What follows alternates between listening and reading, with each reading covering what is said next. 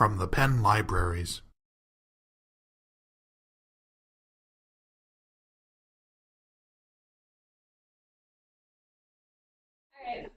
So for those of you who are joining us today, welcome Gadget Day. My name is Odson. I'm a librarian and amateur softball player, former high school athlete, and anti-runner who pretends to work out every once in a while. We're talking about this. We had so many great ideas. We came up with a ton of apps, and we're all excited. We're going to try a bunch. We're going to have this great, amazing presentation for you, and really just focus on apps too. So if you're wondering why like Nike Plus isn't here, we didn't want any like extras. We want something you could download and like go out tomorrow and use. There we go. And so we have this big plan, and 2 days later, I basically sprained my ankle. And I'm like, I'll get Eric to Janik from Education comes to co-present with me. This is the video. And now Eric is actually so hurt and messed up his foot and is at home today because he couldn't walk here.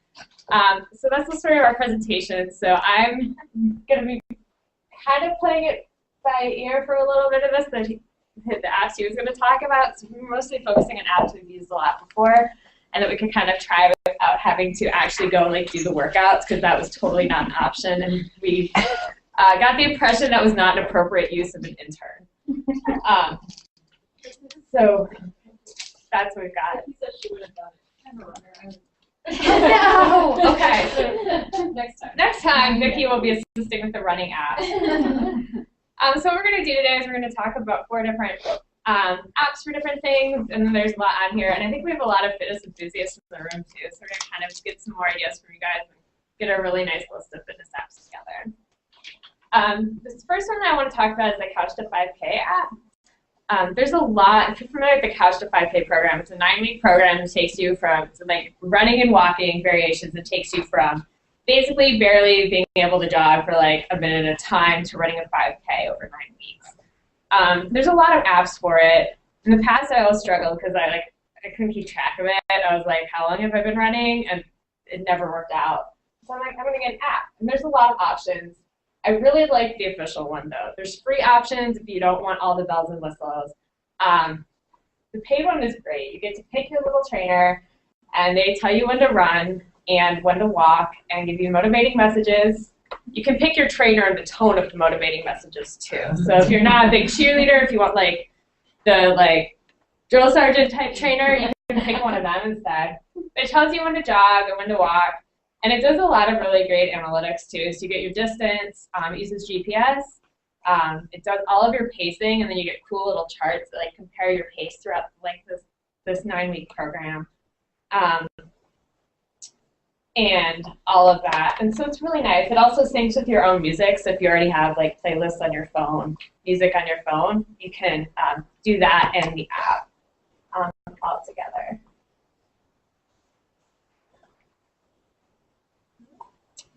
So I really like this. It actually got me farther into the program than I'd ever gotten before.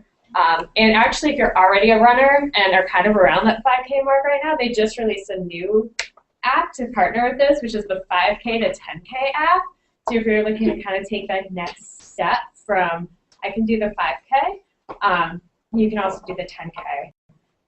All of these are part of the active.com community of apps. There's a couple of other ones they have too, but a great thing they all do is they connect you to this whole list that active.com has compiled of different 5K, 10K races. So you can actually then use the GPS and find 5K races near you. So once you get to the end and feel like you're ready to take that step and go out and actually run a 5K with other people around, you're ready to do that. So that's most of what that app does. It also tracks how long it's been since your last workout. So when I opened mine a few days ago, it's like, it's been a while. You should probably start over. So it really does have good tracking and good memory. And I really enjoyed working with it. I liked my trainer. Endomondo is one Eric is really going to talk about. We put this under running, but it's really kind of everything. He uses it a lot for cycling, and you can really use it for just about any activity. So running, cycling, walking, hiking, and then you can actually input a lot of stuff. So if you're doing like a spinning class or even a yoga class, there's a dancing option. So if that's your preferred method of exercise, that's an option too. So really you can always input anything, but we said it's strongest when you can really take advantage of the GPS features.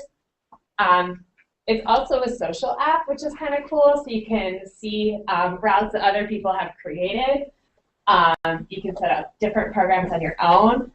There are paid versions and free versions, so you get a little bit more if you're willing to pay for it. It's about $5.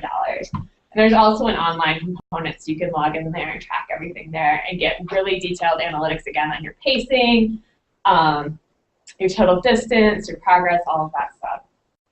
Calories burned, it's all there. And then you also have a lot of different workout types. I kind of like compete on a route. So then you can take this route that someone else has already created and compete against everyone else who's already run that loop, for example. So I could see that like around Penn Park and down on like the Schuylkill Trail, there being a lot of people who would be participating in this, and it kind of adds this fun competitive aspect to it. You can also share out to Facebook, which is always fun. But because it's social, people can see like if you're out running, and they can send you messages, like encouraging messages as you go. Optional. But if you did want a little bit more of a, social workout without actually running side by side with someone, that's an option. It also has different maps, and then gives you some pretty good information as you're going. Nike Training Club. This is actually, I've seen this mentioned a few different places lately. This is more of a training app. It's got a bunch of different workouts in it. Just a little note, this is part of the Nike Women program, so everything you see in the app will be women. Guys, if you do it, you can probably still get some benefit out of it, but you might want to think about like your weights and stuff, especially for the beginner levels. Probably don't do the 5-pound thing to start like we do. But what it does is it's got a variety of 30 and 45-minute workouts for all these different things. So Go-Lean is a lot of like cardio, interval training type stuff, tone, strong. And then the Get Focused workouts are all like 15-minute targeted workouts, like 15 minutes on arms, 15 minutes on abs. Everything, when you go into the workout, it then shows you, like, it's also if you can do pretty much at home in a living room or something. I've actually seen people doing it at the gym, though, over at Fox. That was really cool. No, I wasn't the only one. But it has step-by-step pictures and also little videos. They're just like little 10, 15-second videos that show you how to do an exercise. The way I've actually used this, more than just doing the workouts, is I need new exercises for X, like for legs or for abs. And I go in there and I dive in and I learn how to do something new. And it's proven to be really helpful for that because they have videos of everything. It's also gamified, so if you do so many workouts, you start to get rewards. And a lot of those rewards are just more workouts, but they're celebrity workouts. So it's like Serena Williams contributed a core workout. And if you've ever watched her play tennis, her abdominal region is top-notch. That's where she gets most of her power. So you get that. You get like professional surfers giving you their leg and core workouts. And it's really fun. Hope Solo's got one. All sorts of your famous, really top-notch female athletes have contributed. There's an online portion too, which is just about all of these.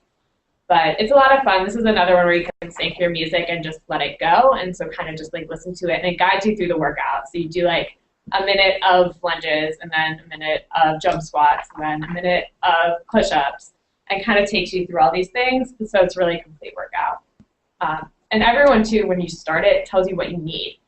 So if you, for example, have dumbbells at home but not in medicine ball, you know that that's something to consider before you start. And you can even find ones that don't involve weights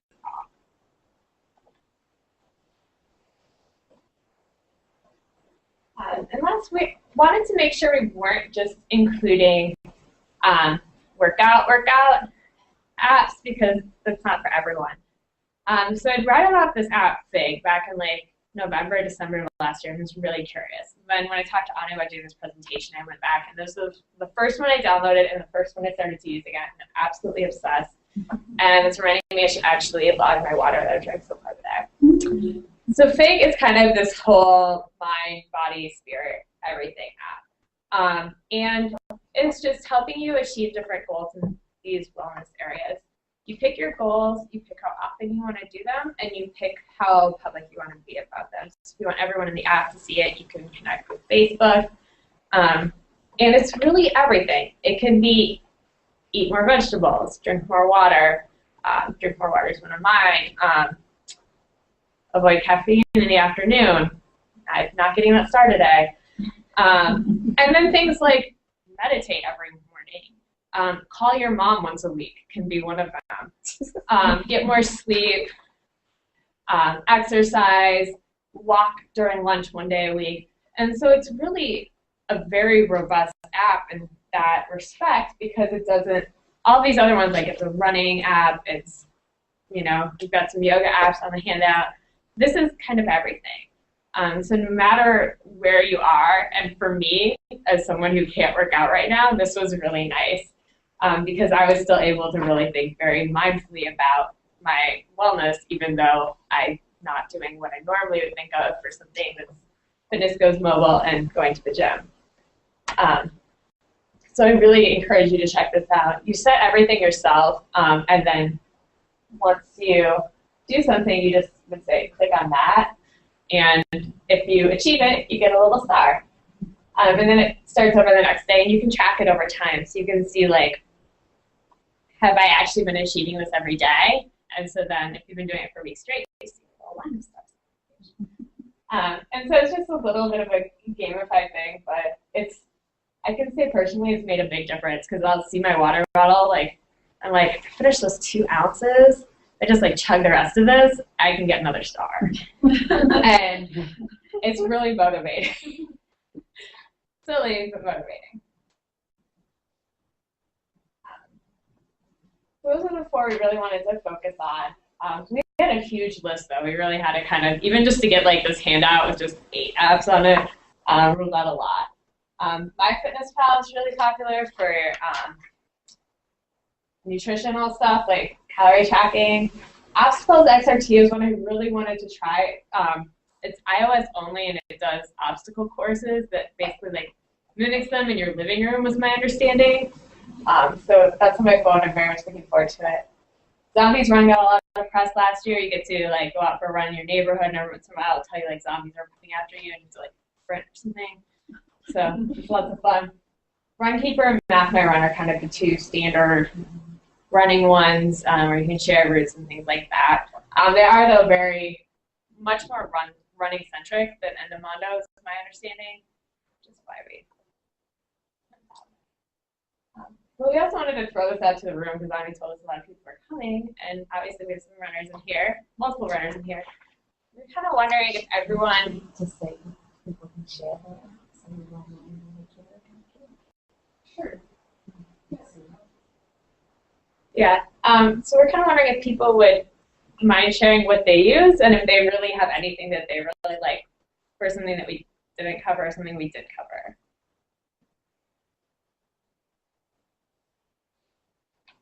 I found it really difficult to do maps. I spend more time doing figure out how to do it.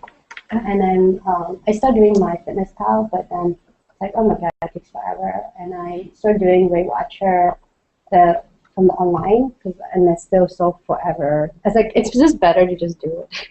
Yeah. Well, that's where some of these like Endomondo, the GPS might be helpful. Because you can just start it and take it with you, and then I'll do the map for you. The ones that measure your heart rate, how do they actually do that? I had a heart rate one on here.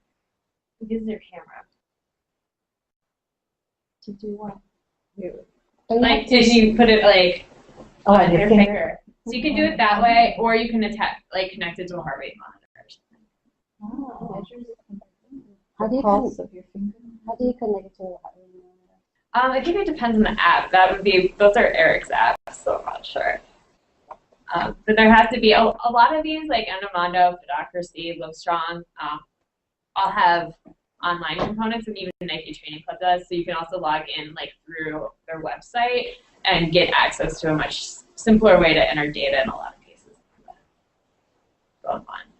At least I think it's simpler. If you're even more past your phone than me, you might.